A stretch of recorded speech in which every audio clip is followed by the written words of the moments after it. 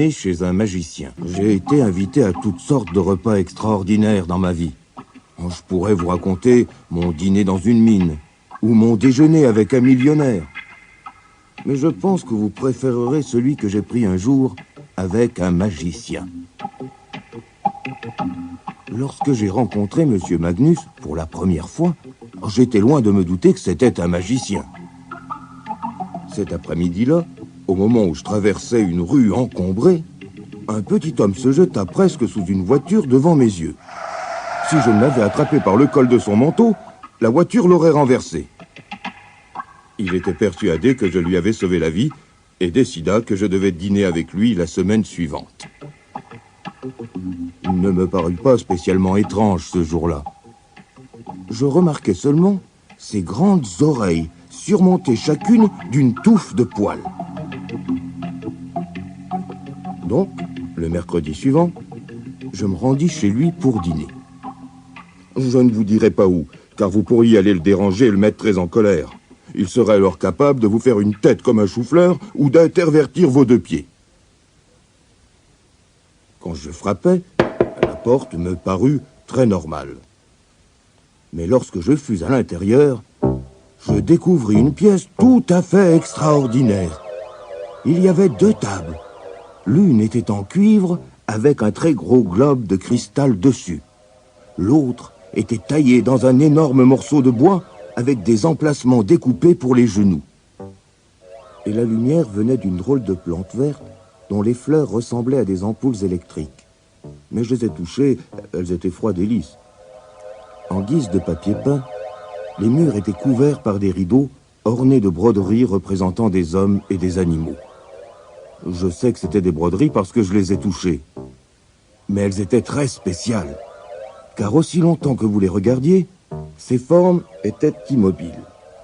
Mais lorsque vous les quittiez des yeux, puis les regardiez à nouveau, elles avaient changé. Bien, dit M. Magnus. Vous n'êtes pas impressionnable, n'est-ce pas? Non, pas très, dis-je. Tant mieux. Bon, je vais appeler ma servante, mais je tenais à vous prévenir qu'elle est un peu bizarre. Cela dit, M. Magnus fit claquer le haut de ses oreilles contre son crâne. On aurait dit un bruit d'applaudissement en moins fort. D'un gros pot de cuivre dans un coin, sortit ce que je pris d'abord pour un serpent humide. Mais je vis qu'il était orné de ventouses tout du long. C'était le tentacule d'une pieuvre. Elle apparut bientôt tout entière et glissa contre le mur, puis le long du plafond, tenue par ses ventouses. Arrivée au-dessus de la table, elle resta suspendue par un bras et, des 7 autres, elle mit soigneusement la table. « Voici Noémie, » dit M. Magnus. « Elle me rend bien plus de service qu'une servante. Elle a plus de bras pour travailler. Bon, que désirez-vous pour dîner? Vous n'avez qu'à choisir. Tarte au potiron ou soupe aux épinards? » Merci. Je veux bien un peu de soupe. M. Magnus portait un haut de forme. Cela ne m'avait pas paru bizarre. Mais je ne m'attendais pas à ce qu'il l'ôte pour en verser 2 pleins bols de soupe. Ce serait meilleur avec un peu de crème, n'est-ce pas? Viens ici, Perrette. Une petite vache verte, à peu près de la taille d'un lapin, sortit d'un coffre, sauta sur la table et se tint devant M. Magnus, qui se mit à la traire dans un pot à crème en argent. Noémie nous le tendit pour que nous nous servions. La crème était exquise et j'aimais beaucoup la soupe. « Qu'aimeriez-vous ensuite ?» me demanda M. Magnus.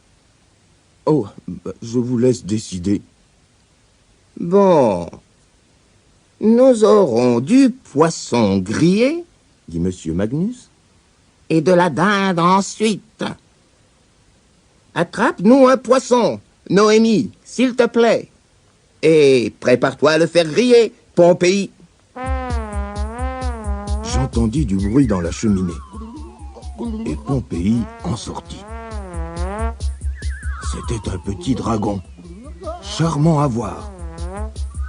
Étant resté allongé sur les braises, il était chauffé au rouge. Il ne quitta d'ailleurs pas la cheminée sans mettre ses bottes isolantes.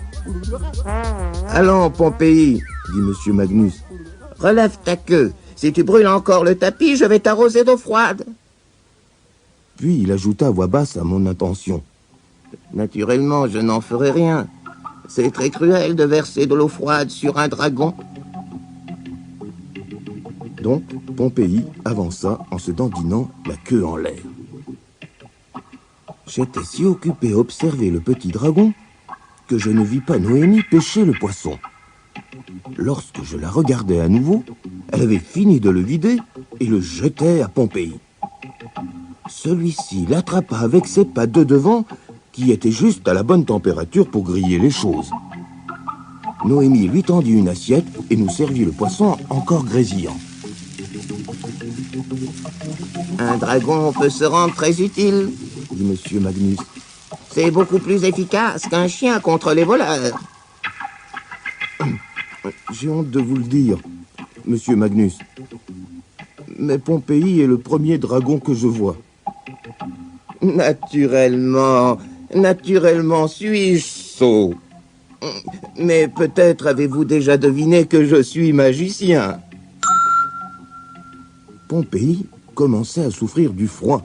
Il claquait des dents et fut heureux de retourner vivement au feu. Ensuite, Noémie nous servit une belle dinde rôtie. Monsieur Magnus sortit un pipeau de sa poche et souffla dedans. 6 grosses saucisses apparurent à l'autre bout pour entourer la dinde.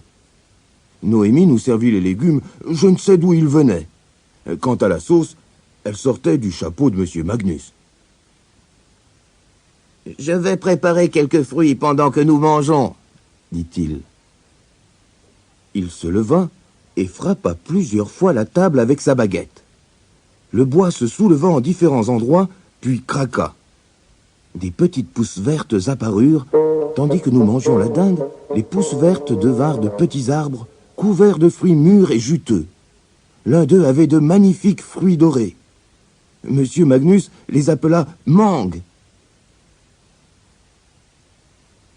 Le seul bon endroit pour manger des mangues, dit-il, c'est une baignoire. Cela fait tant de saleté. C'est qu'elles ont une peau résistante et une chair juteuse. Lorsque vous entamez la peau, tout le jus jaillit. Mais ne vous inquiétez pas, cette mangue ne vous éclaboussera pas. Il en enchanta une avant que je ne la mange. C'était exquis. Ensuite, il m'en donna 5 pour emporter à la maison. Mais celles-là, je dus les manger dans mon bain. Elles n'avaient pas été enchantées.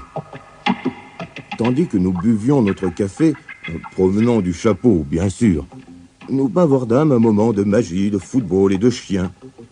Puis je dis que je devais rentrer. Noémie me tendit mon manteau avec 2 tentacules et m'aida à l'enfiler.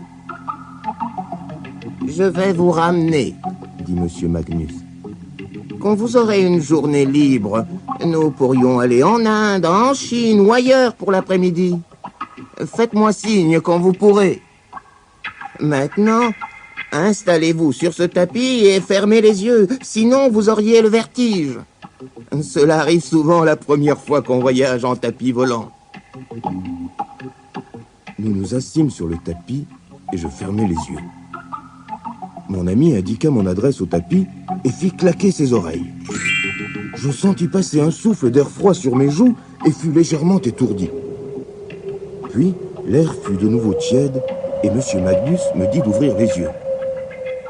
J'étais dans mon salon, chez moi, à l'autre bout de la ville. Je descendis du tapis et remerciai le magicien. Bonne nuit, dit Monsieur Magnus en me serrant la main. Puis il fit claquer ses oreilles et le tapis s'évanouit. Je restai seul dans la pièce, tout content, avec mes 5 mangues pour bien me prouver que tout cela n'était pas un rêve.